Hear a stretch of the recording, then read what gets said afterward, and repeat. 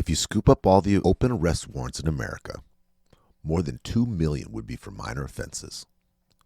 Michigan, for example, has one open arrest warrant for every 10 residents.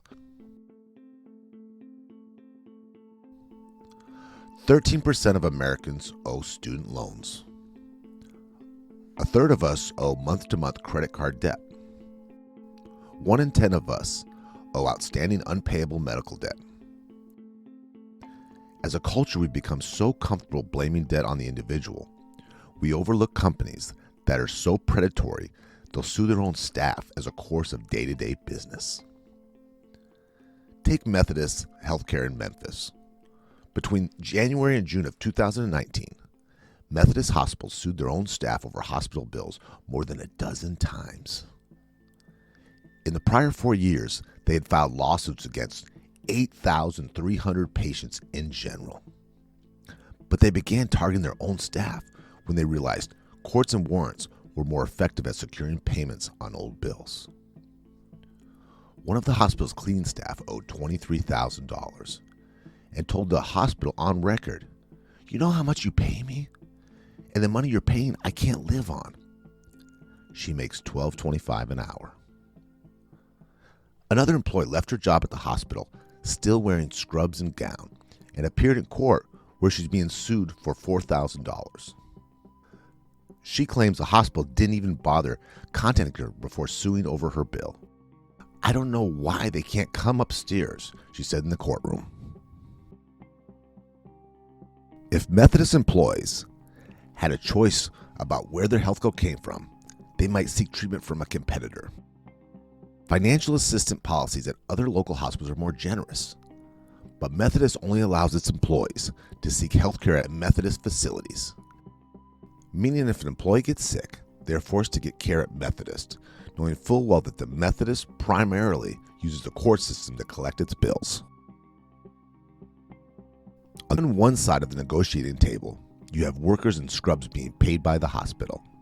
On the other side of the table, you have lawyers in suits also being paid by the hospital. And since the hospital is tax exempt in Memphis, the public is paying for the hospital to employ and fleece its own people.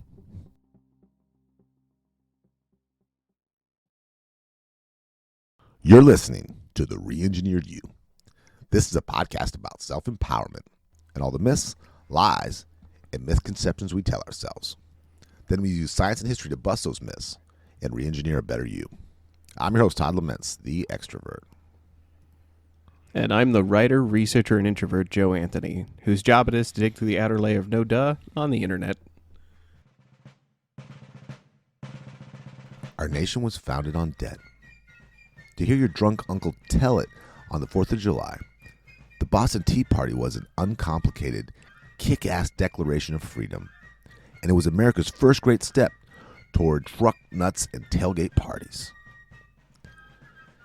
It's pretty ironic, then, that a nation that started with the phrase, "no taxation without representation," has become a legal feedback system for businesses to collect their debts from citizens without having to be physically present.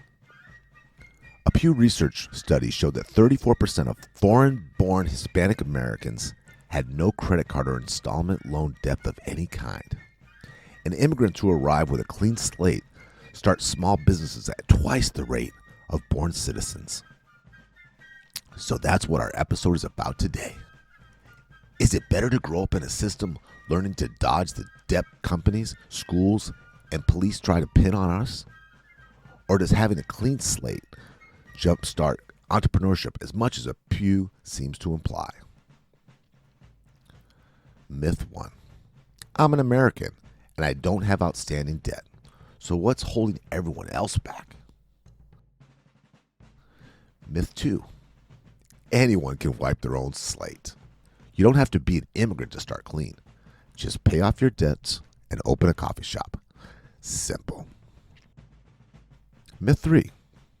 Okay, so maybe our system is designed for debt, but how much of that is reflected in the legal system? It's not like law enforcement is more invested in securing payments than solving crime, right? We're going to get to our myths. But first, I want to tell Joe about the clean slate families that spawned this episode topic.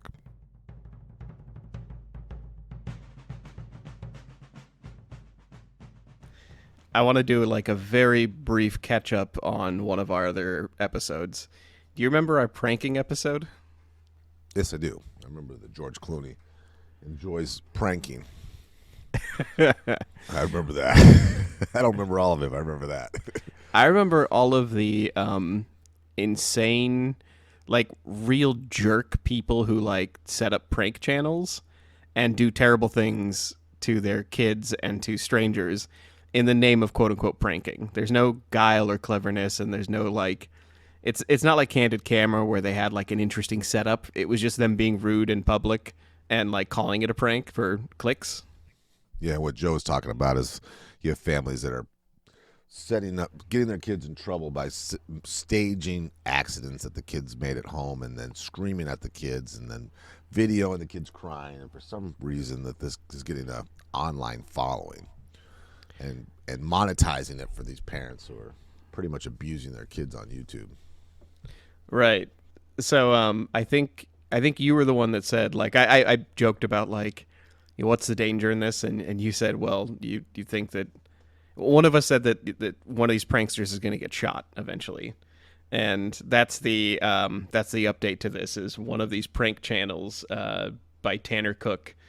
His pranks are mostly he goes in and he like wears a security shirt and accuses people of shoplifting, or he like sneaks up on people and scares them in malls. He's like doing mall pranks.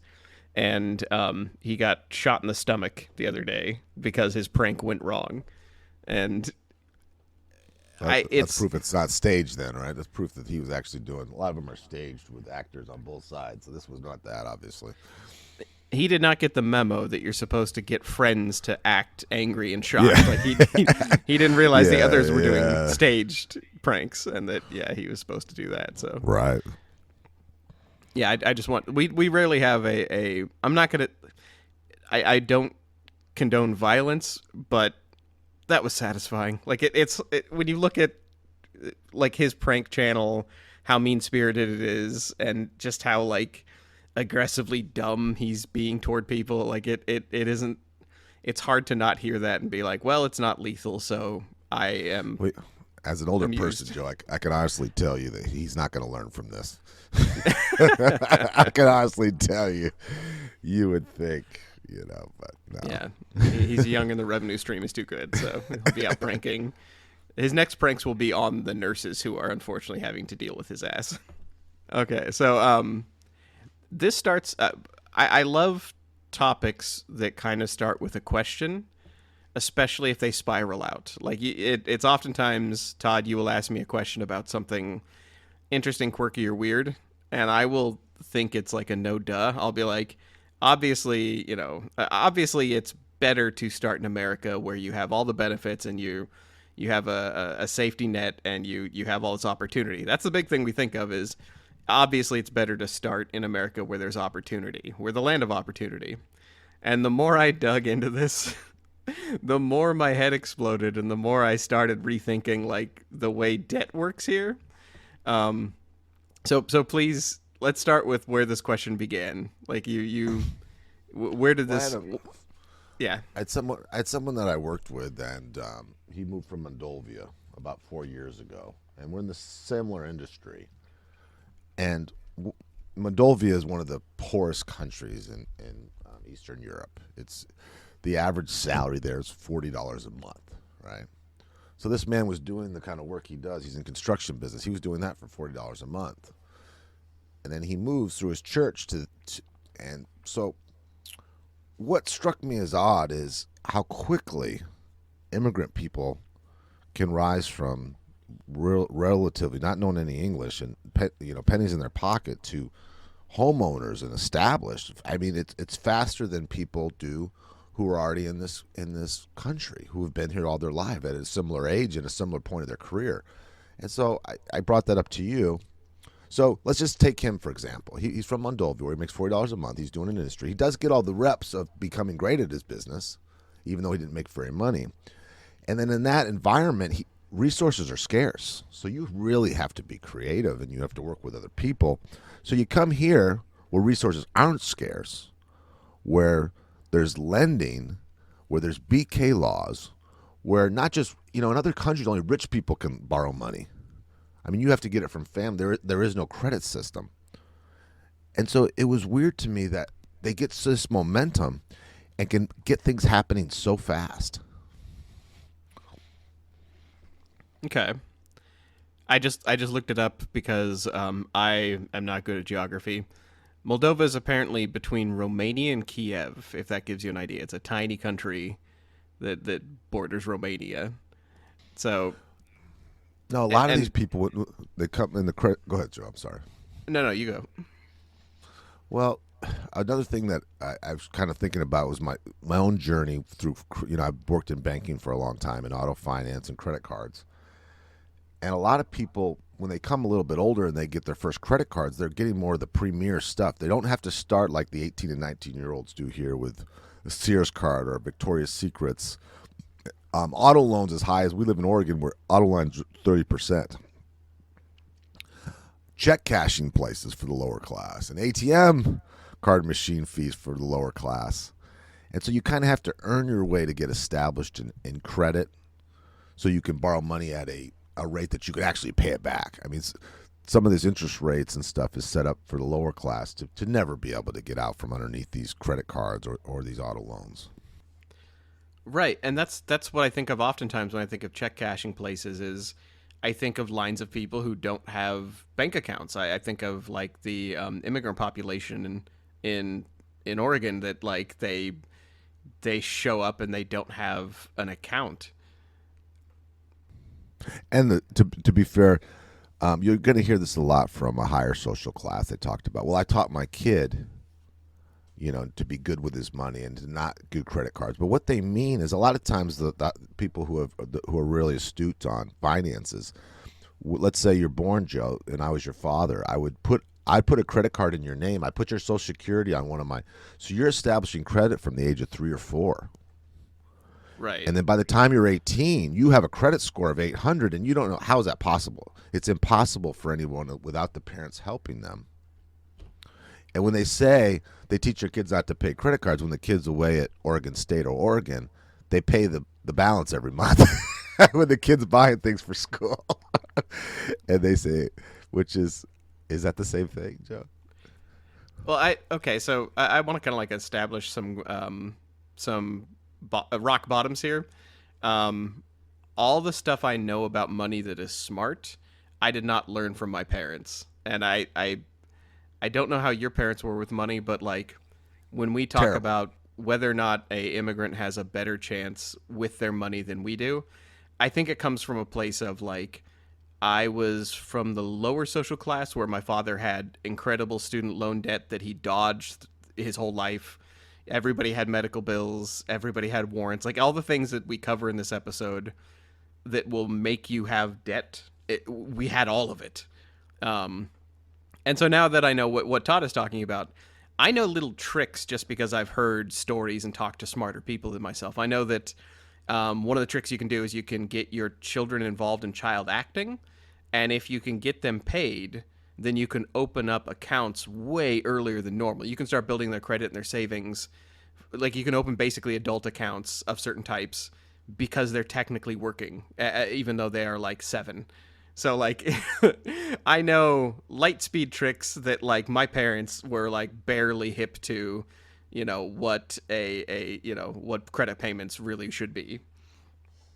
So that I just want to start with like when Todd and I talk about being saddled with American debt, it's we come from a place of seeing it happen. Well, and I don't want to think. I think too, where we're talking about a country where you make $40 a month. If you really let that sink in, right, how low that is. Yeah, I think that's going to be in your DNA, similar to the Depression generation in this country. A scarcity grab value of money that we just wouldn't have. They really see $1,000 as $1 million and treat it accordingly. They're good stewards of it, right? Right. I mean, I think the only American who can live off that much money is Gwyneth Paltrow. Obviously, she's proven it with her Twitter and her Goop posting. I'm kidding, obviously. Yeah, right. She spends that much on soap a day, right? And caviar costs more than that. Yeah. I love it when celebrities try that. Like they try to do what the what the poverty rating is, or what immigrants live on a day, and they'll try to live off that for a week or two, and they post about it, and that's self-congratulatory nonsense. What do Americans do? Like, okay, so Todd, why aren't you and I like instantly great at saving when we start making more money? Because like I went from like my first job was technically a shoe store, like Al Bundy, and then I started getting into like obviously more helpful and lucrative trades, and I got into like different branches of law enforcement.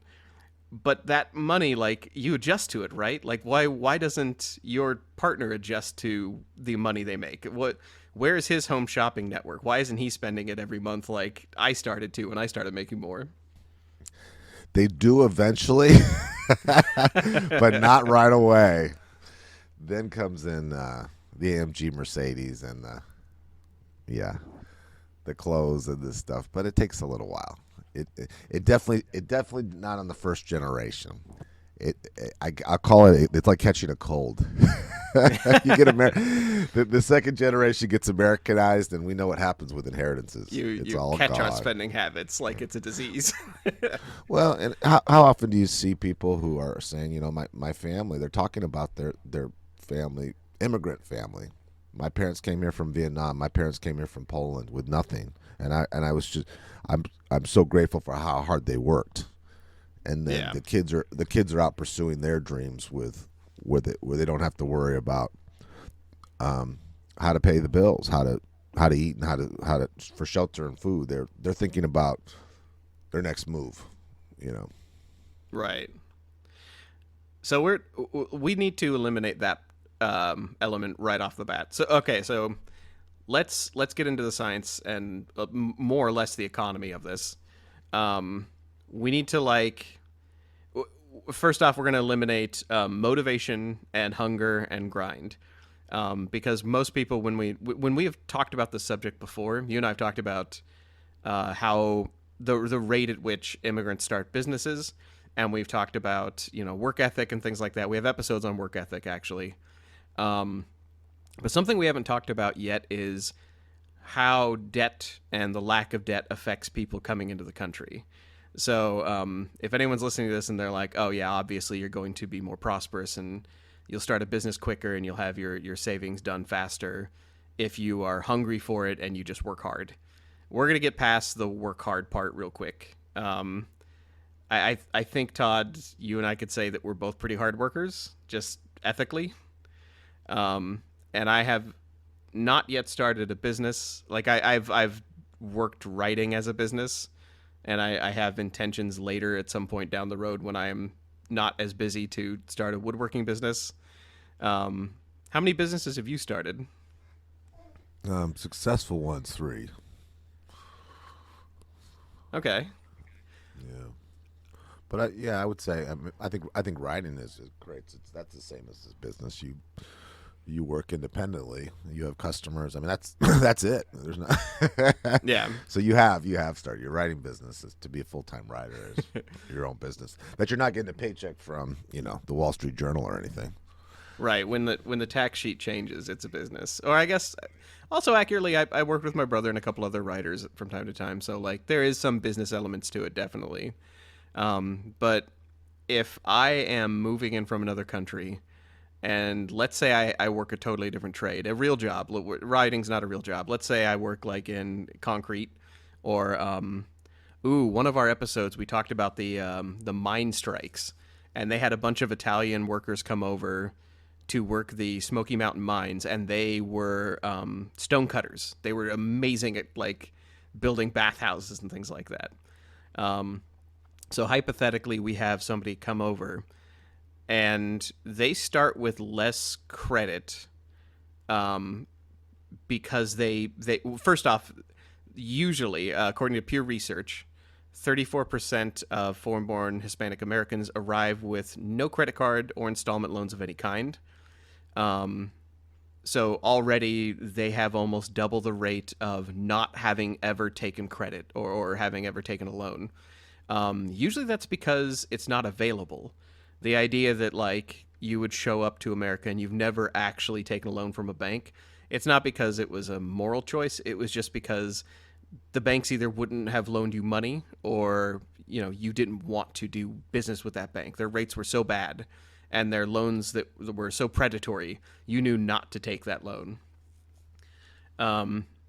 So compare that to most Americans who have some sort of installment or loan or credit card debt just right away. Like that's our first layer of debt shittiness that Americans have to like sort of get used to wearing. Then we get into how credit is scarcer. Yeah, go ahead. Well, let me touch on this a little bit. So two things popped in my mind when you were talking about this. I worked in construction with this guy Jake, and it was me and him, both white American guys, and we worked with two Hispanic guys. And it was funny because Jake and I were always living day to day, loaning each other money, broke. We made the exact same money as Hispanics. They were buying cars, 20 grand cash. They were saving money. Right. And then when you were talking about that, I worked in a car dealership early in my career, and I was a finance manager, and it was very difficult to describe credit financing terms to Hispanic people. They had a hard time understanding and did not appreciate the fact that the dealership wasn't getting the money that was going to the bank. They just had a hard time because they hadn't been exposed to it. They hadn't had those. And like what you're saying, that loans are just predatory. What that means is you could never pay them back. You get a $5,000 for where they're from in their community. If you get a $5,000 loan for a car, you could pay back $10,000 and you still don't. It's never paid off. It's like a forever loan. So they're very wary and distrustful of lending in general. Right. Well, also, I have had this experience working in my past field, and it's funny because you're trying to describe like no, like here's how to get a credit card, here's how to get a loan, here's how to like start the process of credit. No, you have to put yourself into debt to start building credit, but it's temporary debt. And meanwhile, they have a car that they've paid off and they don't have payments. Like they're looking at you like you're crazy, and you're like no, build your credit. What's wrong with you, buddy? And he's like, no, I own everything I have. Everything is under my name, and it's paid for. So and then they frown down upon you by not having any credit. Right. Like, oh, well, you know, it's like you said, you're setting yourself up to get comfortable. You're getting conditioned for debt. Right. Exactly. Yeah. If you become familiar with how credit works in America, you get used to the idea that you're going to have to use credit and manipulate it and you work with the three big credit companies. And when you look at it from the outside, that's absolute madness. Like that is like, why the hell would you play ball with a system that like puts you into debt permanently or semi-permanently and gives you a score based on how good you are with dealing with debt? Like that is absolute madness from the outside.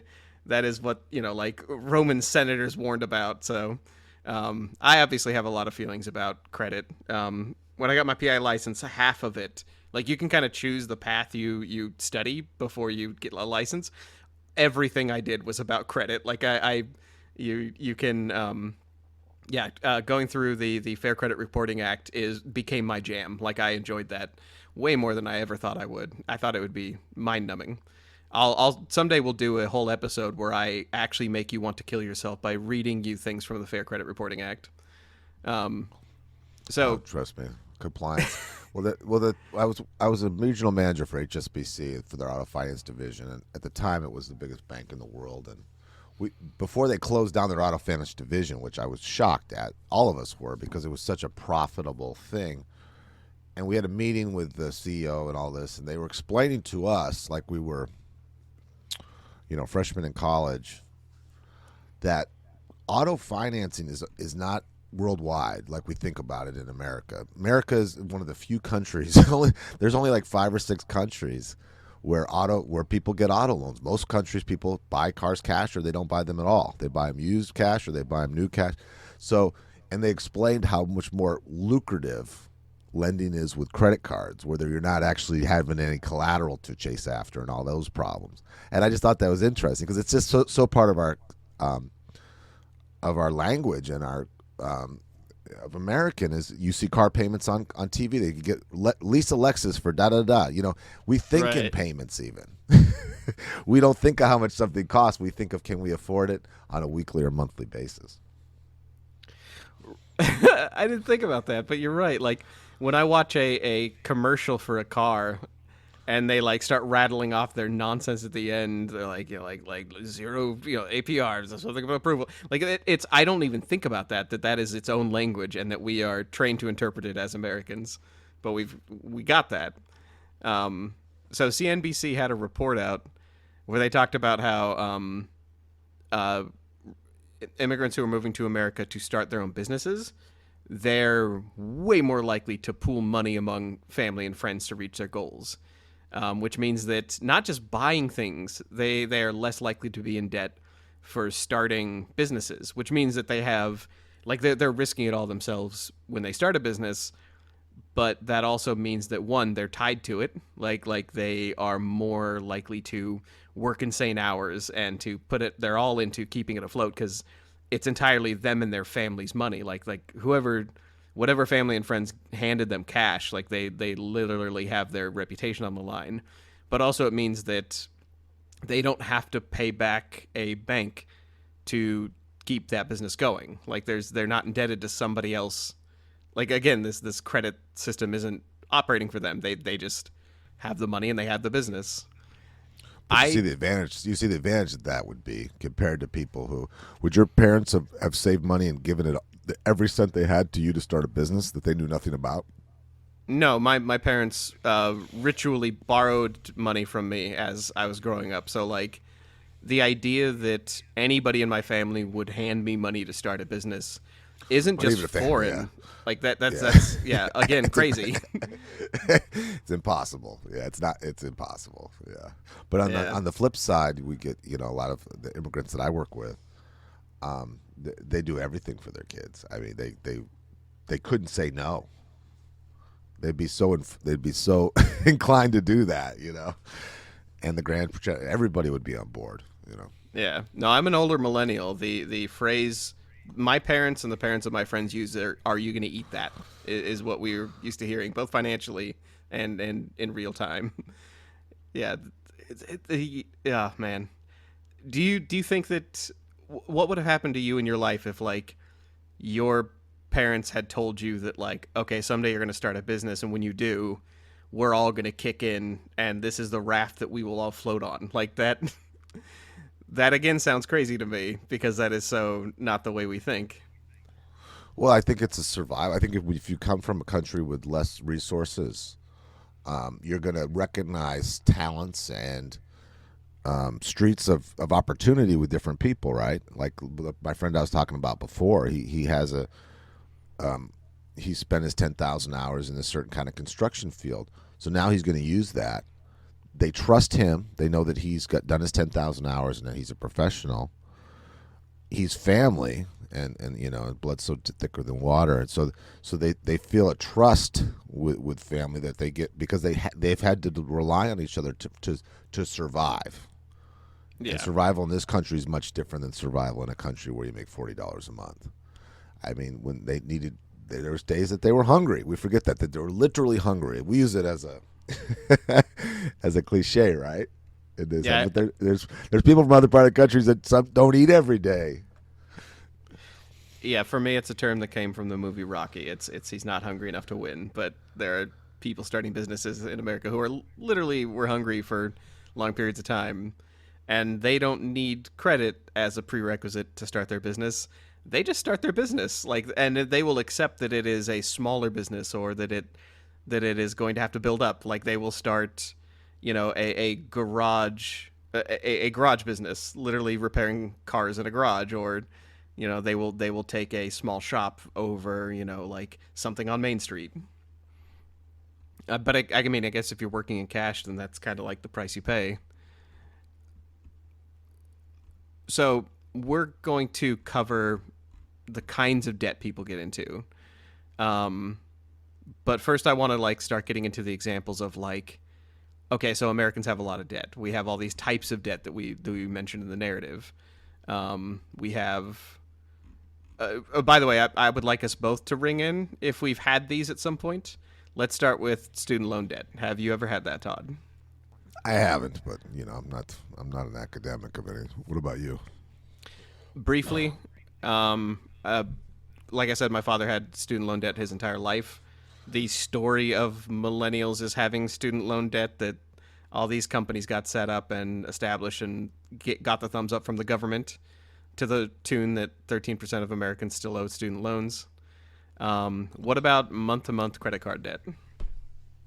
Oh yeah, I've I've been up and down in the credit spectrum. I've been on been underwater to the tune of probably $75,000 to $100,000 in credit cards, and then I've had available credit of $100,000 with zero debt. So I've been all over that. So yeah. That's like that sounds like somebody in a casino. Where you've won everything and you've lost everything. Well, it's funny because I've been through where I've been bankrupt, and I never actually declared bankruptcy, but I didn't have to. I just was below, and then you start over. You used to have Capital One credit cards with $20,000 limits, where you could go and buy a diamond ring for whatever you wanted. Or I even had an American Express one time that had no limit. I could buy anything. That's still hard for me to get my head around, right? But then when things go south, you're starting out with these.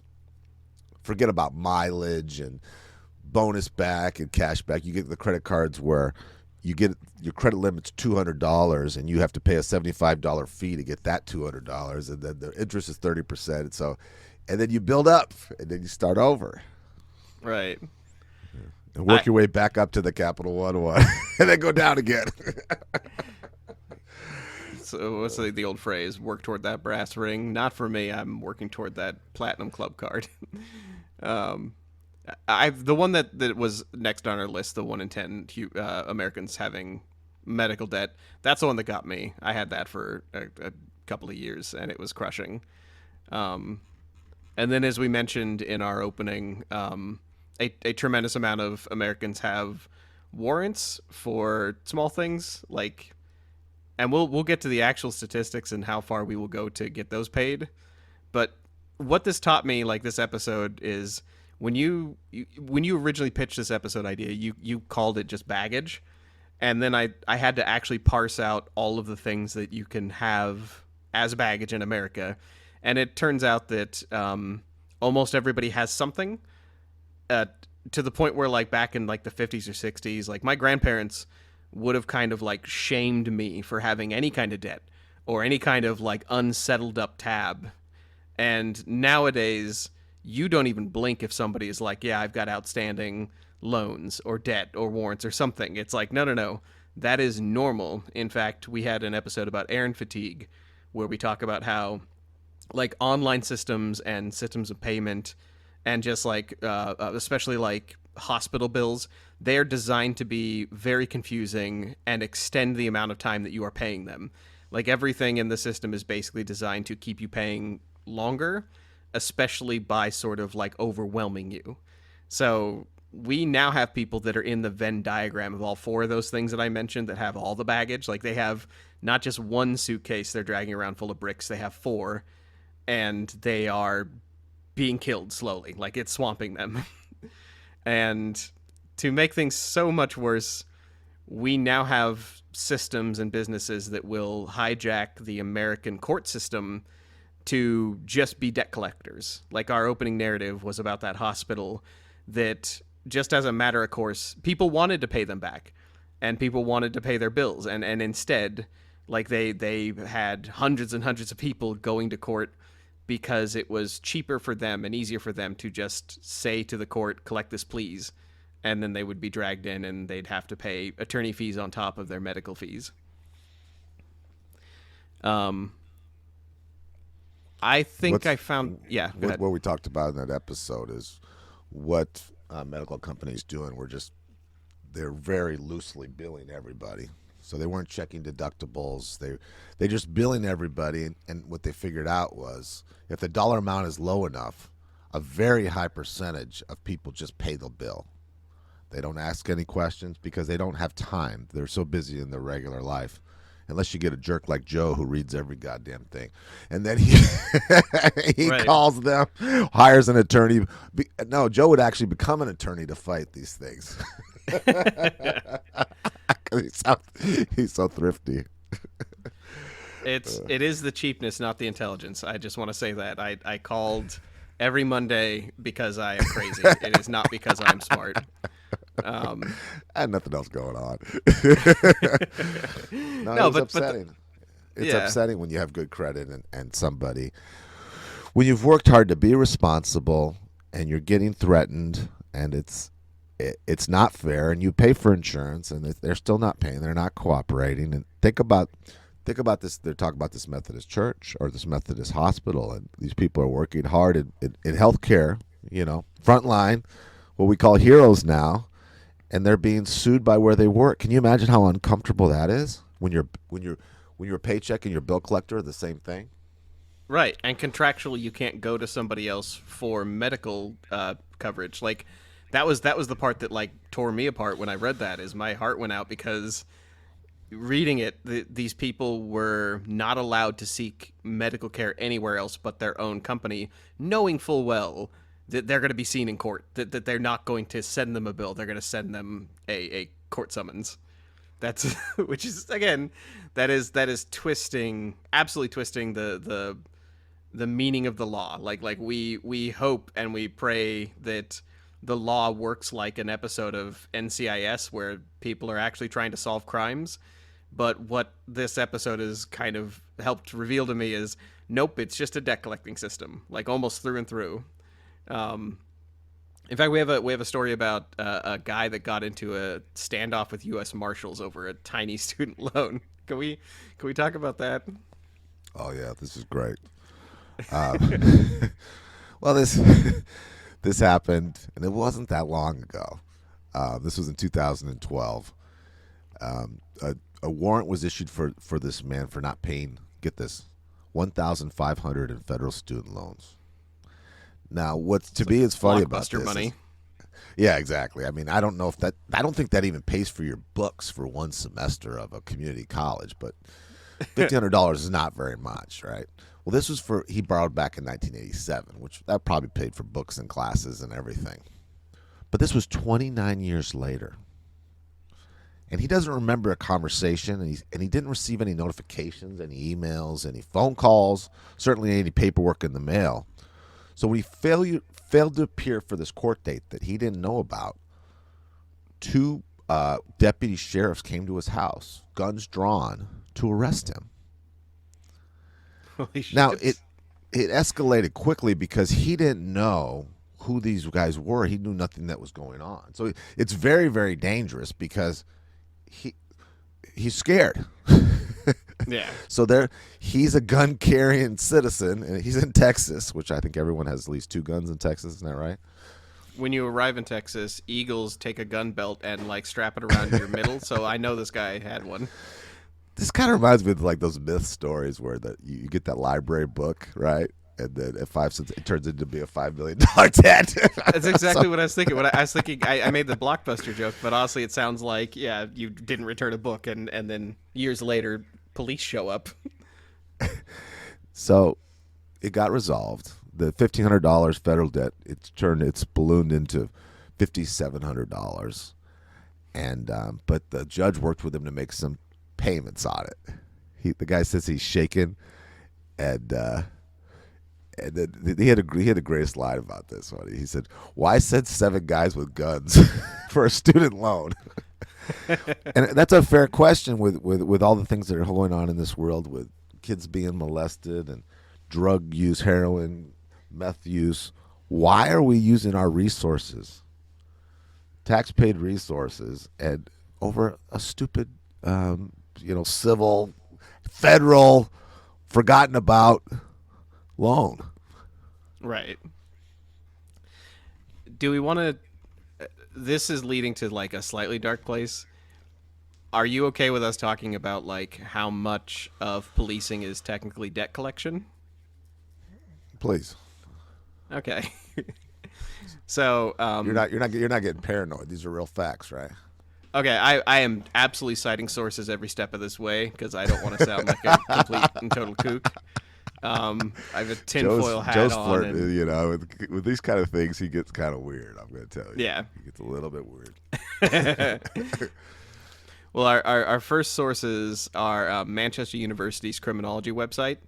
Manchester has stats that have collected for the U.S., and we also went to Reuters, which is basically just like, again, raw stats. We'll have links for all of these because we want you to check it out, and we want to be checked on these.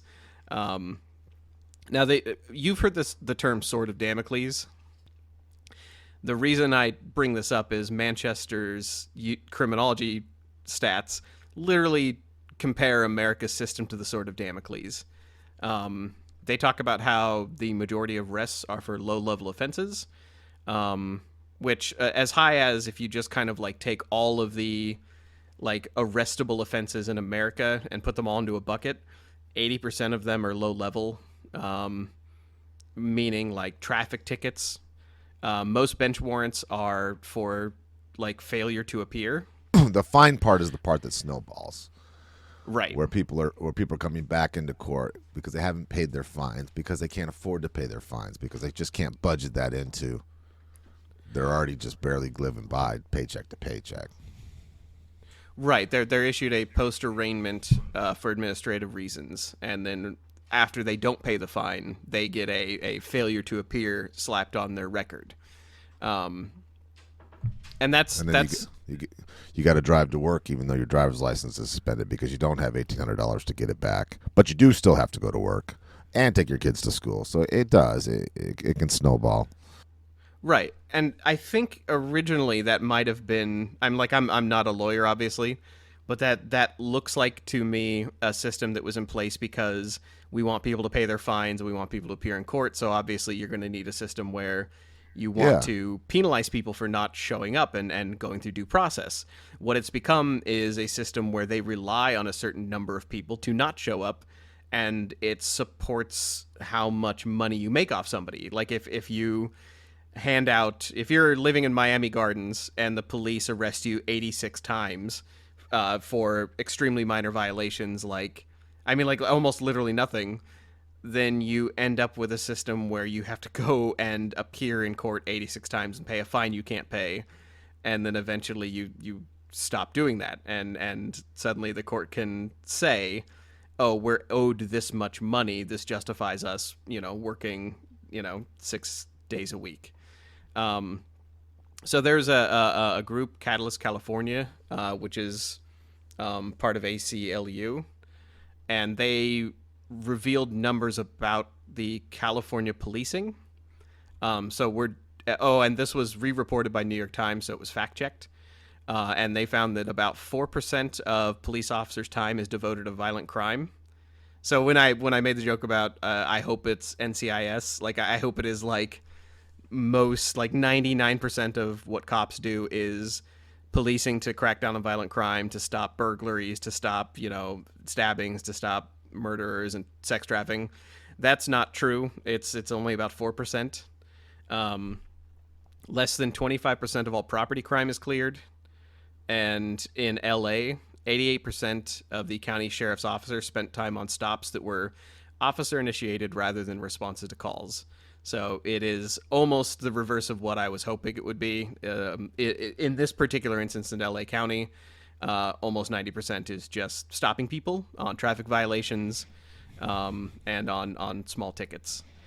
That's just a waste. It seems like just a waste of, or just bad priorities, right? Doesn't it? I mean, yeah. I'm not trying to, and I know what you're saying. You have to, there is revenue based on tickets and this and that, but when so many bad things are going on with school shootings and drug abuse, which is very visible where we live in Portland, Oregon, and where you used to live in Portland, Oregon. Not anymore on the farm, but doesn't that just seem like we're just putting our attention in the wrong place? All for money. That's what it's about. It's all about money. It's all about. I mean, do the math on that. What do all those things add up on? Right. As somebody who has, I when I was working security downtown, I worked with Portland Patrol and a couple other groups, and it was the idea of I only ever saw the cops responding to things that were necessary. They would show up when things were going bad, and they're professional and they did their job, and it was great. And then going back and looking at the statistics and seeing that I was only seeing the 11% where they arrive for calls or for reasonable suspicion of a crime, that changes the way I see it. I understand now that I was seeing them at their best, and I was seeing what policing should be. What it actually is most of the time is traffic stops and stopping for violations. And these are what we're talking about when we refer to Americans have where we have a Venn diagram of types of debt you can get into. This is one of the ones that happens extraordinarily frequently, where everybody will at some point pay a traffic ticket or a fine. Just period. Everyone will. That won't put you into debt, but what will put you into debt is when you fail to come in and pay it. Traffic tickets become bench warrants. Like non-criminal offenses, like parking in a bad spot or failing to yield, they become criminal offenses when you don't appear, which means you're totally screwed the next time you apply for a job or a house. And that's not a fluke. It sounds like that is like a Candyland or Monopoly-esque, like you have to step on all the bad squares to get there. It's like, no, you just don't appear once, or you can't pay once, and you are now, you take a non-criminal offense to criminal levels. You don't always get notifications. Oh yeah, that's an excuse. But let's say someone's young. Let's say the 87 example, the story we did before. You had a lot of different loans from a lot of different sources, and we're very human, and we misplaced something and forgot about something because we were paying so many other things, and life goes on. It's easy to happen. Right. The Manhattan District Attorney came out in public and said that these outstanding warrants are driving a wedge between the police and the community that he's trying to serve, and he claims that they're unnecessary obstacles for housing and employment. That's what ends up happening is the result isn't you now have a criminal offense and all of these thousands of people are running around with criminal offenses, and it's just a black mark on them. It's like no, it's not just a black mark. You are now out of the pool for doing the things we start the episode talking about how a immigrant with no baggage whatsoever can get loans from their family and start a business. Now you can't. If you have one of these, these bench warrants turn into a criminal offense, you're out of housing, employment, loans, and business. So, we mentioned that the U.S. Marshals came for Paul Aker for $1,500 of student loan. So the U.S. Marshals implemented something to try to curb this. They tried to implement a fugitive safe surrender program, FSS, and it's to bring in high-level fugitives, to bring in serious crime. And it became clear after implementing it that they were only really able to net low-level offenses with it. They kept using it almost it's like they were handed a hammer, and they kept using it to pound on screws. Yeah, it's weird to read this. I probably spent more time looking into the law enforcement arm of this than I did the loans. I think generally because loans are kind of boring. We all know how they work in America. We know they exist and we know they suck and that everybody has them. But to know that the criminal justice system is mostly geared toward collecting on those loans, and not only collecting on the loans you get from companies like a crooked hospital that forces you to take a bill, or student loans that are already predatory. Not only will the U.S. Marshals show up to collect that if things go wrong, but the police themselves are designed to also be a loan system that collects on it. Yeah, and I think that the misconception too is that this money is lost. I don't think they know how successful and profitable these finance companies are. Right. I tell you, I have a myth that I think a majority of people, even well-educated people in auto finance business, don't realize and don't understand. Let's say you go out and you buy a car for $20,000, you put $10,000 down, right? And you're medium credit, 12 to 15% on a used car, whatever. standard rates now. Well, people think, well, why would the bank would love to repo that car because they've already put $10,000 down? No, they wouldn't. They're loaning money on a depreciating item. The real profit is in people making their payments on time, or even better, just a little bit late. That is so much more profitable than repoing the car and reselling it to somebody. Everyone says, oh, they just get it back and they sell it to someone else and make twice as much. No. It's so profitable, the first arrangement they have set up on interest and and penalties. It doesn't matter what you put down. Right. It's if anybody repos something from you, unless it's a house, the odds are they're not going to get their money back. It's better to keep you paying. Am I correct in that? Well, yeah. Didn't we learn that with these the mortgage crisis? That's a prime example. Those banks didn't win getting all those houses back. They should have, right? They should have. It makes sense.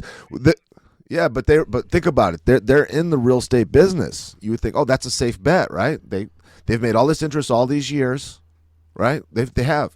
You would think it'd be great for them to get those houses back and resell them. No, it didn't work out so good. Right, and we've learned from companies that now buy up housing to turn into rentals.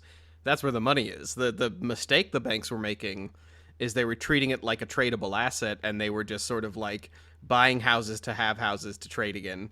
What they really should have done is they should have used all of that to basically make a rental fleecing system like these rental companies have. And never sell it. Yeah.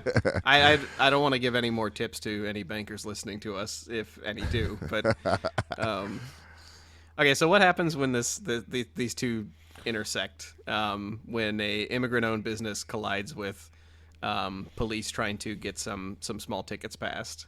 Do we have a story about that? We do. In Tiburon, California, there was a Kenyan man who was married to an Ethiopian woman. They're both immigrants. They were educated overseas. And this is a town of about 10,000 people. Okay, so it's a smaller town. It's not a tiny place, but it's not a big city either. And they have a small clothing store. Well, the police came by at night. His wife, and then they had one of their employees, and they're all African American. They're selling ethnic kind of clothes. That's what their store is. The police came by and started harassing them about why they were open, and that this was suspicious. Now, his last name is Awash, the Kenyan man. He is not a quiet guy. He did not appreciate this, and it's all on the police's body cam. And we've got the link. I want you to watch it because it's pretty funny. I want to know what you're doing at the store at 1 o'clock in the morning. Okay, if I tell you it's my store, then what? Then show me that it's your store. I do not have to show you nothing. You are in a store Yeah. after hours when Yeah. the stores are closed. You should be grateful that we're being as diligent as we are to look out for the street. That's all we do. He gets pretty worked up, and he knows exactly what this is from the jump. He's being identified because they're black people in a small town.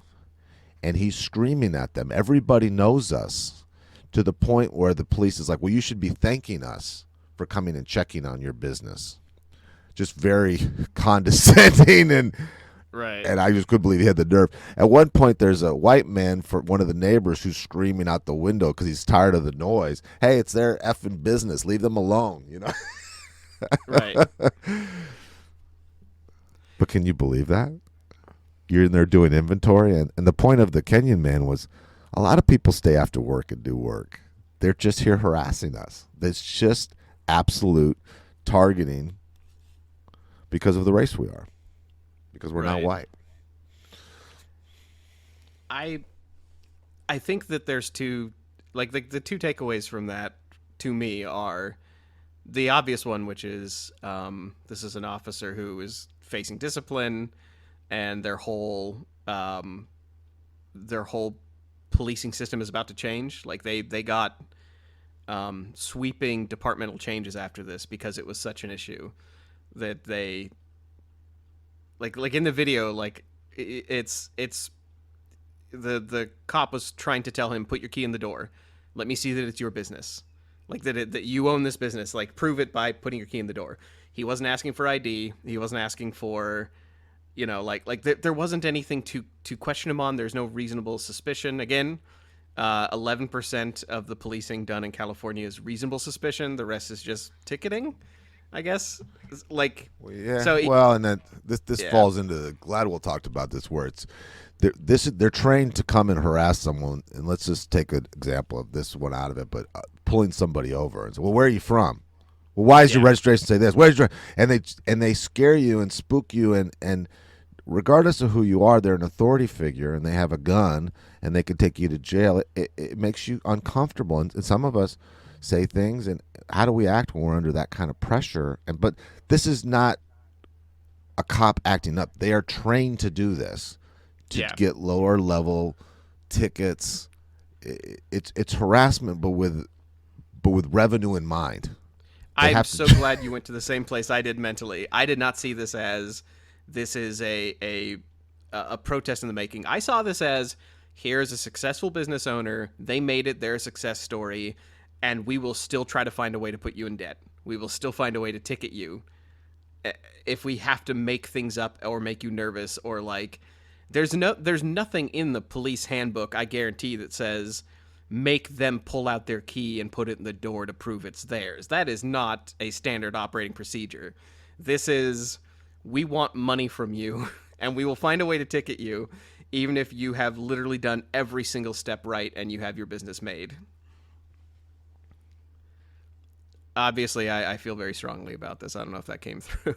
I can tell. So the results of this, so that we don't keep everybody in the lurch, go watch the video. It's very good. But after the Tiburon police incident, the department has to pay a $150,000 settlement, which they're going to have to work extra in tickets to get that back, I think.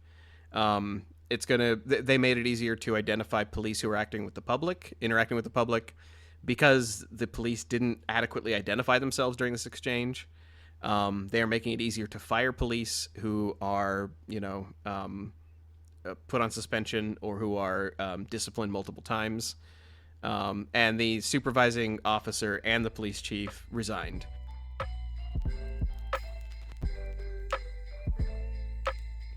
Okay, so we got to answer the question that we started this with.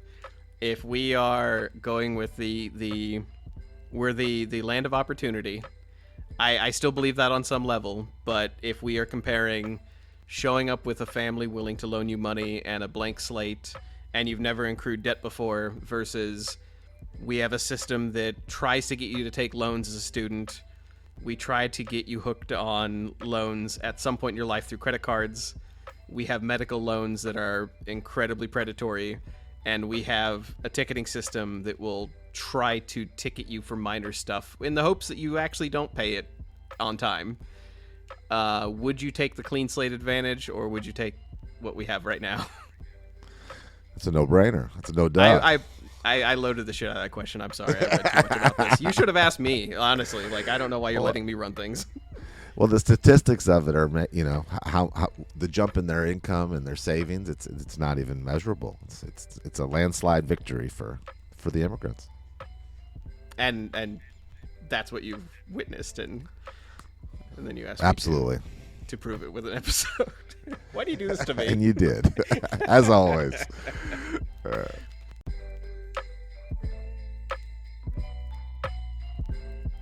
To recap our episode today, here are a few hypothetical differences between starting a business as a citizen versus arriving with a clean slate.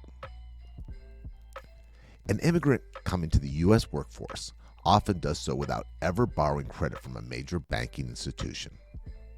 A student arriving to the workforce out of college does so with predatory loans and can be visited by a U.S. Marshal if they don't make payments.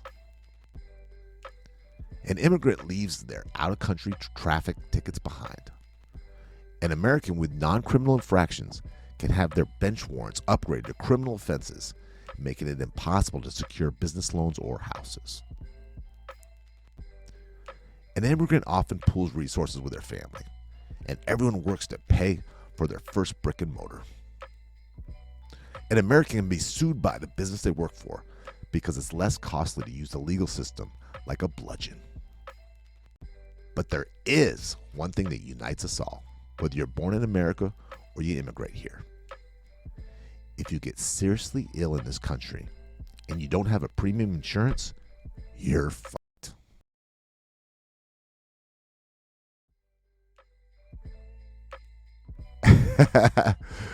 You've been listening to the Re-Engineered You. Thank you so much for listening to the show. You mean the world to us. We have a new episode every week. You can connect with us at www.re-engineeredyou.com. That's where we have research links, show notes, feedback, and blog articles for each of our episodes. We're not experts in anything, but we've got an opinion on everything.